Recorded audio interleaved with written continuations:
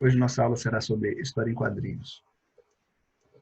A história em quadrinhos é a arte da sequência, é a arte de contar a história em uma sequência, a arte sequencial. Ela vai começar, ela vai começar desde o início da história da civilização humana. Você vai encontrar nas próprias pinturas nas cavernas histórias representadas através de uma sequência ou através de imagens que contam uma narrativa. No Egito, os hieroglifos eram feitos pelos escribas, existia toda uma regra para ser seguida, onde a figura mais importante ela era representada maior do que as outras figuras, e assim, de acordo com o grau de importância no Egito, então as figuras eram representadas maiores ou menores. Então você tinha representação de pessoas, de animais, de objetos.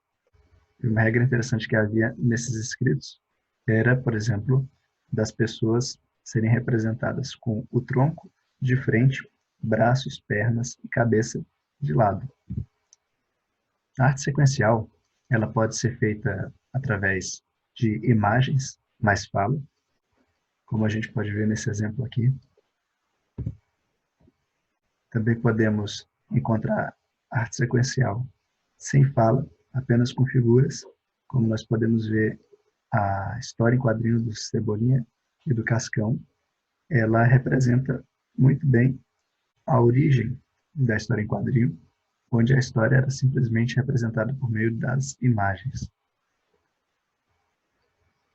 Sobre os componentes da HQ, nós temos, por exemplo, os balões, onde cada tipo de balão vai representar uma expressão ou uma emoção que o personagem está expressando, está sentindo.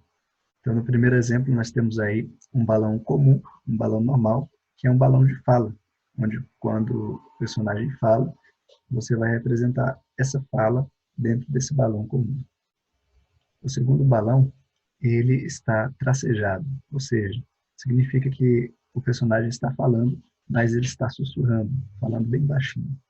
No terceiro, nós temos aí a representação do pensamento do personagem. É quando esse balão ele está em forma de nuvem e aquela ponta que indica a origem da fala, ela é simplesmente umas bolinhas. Nós temos também, no quarto exemplo aí, um balão que é de um grito.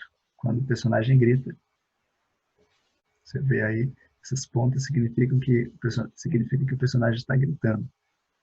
Já no quinto exemplo, nós temos um balão com várias origens de fala, que significa que é uma fala simultânea, ou seja, várias pessoas estão falando ao mesmo tempo. Quando nós temos uma lâmpada dentro de um balão ou não, significa que o personagem está tendo uma ideia. E por aí você pode ver que existem várias formas de representar os sentimentos, representar as falas, representar as expressões dos personagens. O lugar e o tempo são geralmente representados através da arquitetura, das roupas, do vestuário. Então, de acordo com o tipo de arquitetura, você vai saber em que época, mais ou menos, está se passando aquela história. Às vezes você vai encontrar alguma informação que fala sobre o lugar e o tempo. Às vezes você vai encontrar essa informação simplesmente nos desenhos. Os personagens são geralmente o elemento mais importante da história em quadrinho. Quando nós vamos ler história em quadrinho, geralmente nós somos levados a ler por causa do personagem. E como nós não precisamos de fala para expressar nossas emoções, na verdade, a nossa comunicação se dá muito mais pelas expressões corporais e faciais do que simplesmente pela fala. Nós podemos ver aqui nesse exemplo 3 desenhos, onde a única diferença que tem neles 3 são os olhos, o olhar. E você pode perceber que apenas com o olhar é possível expressar vários tipos de sentimento ou até mesmo pensamentos. As onomatopeias são as palavras que expressam sons. Por exemplo, nós temos aí o boing, que significa uma pancada. O splash, que significa que algum líquido foi jogado, ou água, ou algo assim. O smack, que significa um beijo, o som de um beijo.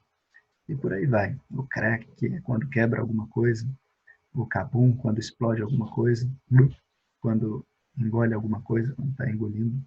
seco, ou está engolindo alguma coisa, um líquido, né? Então, nós temos aí as onomatopeias que representam os sons.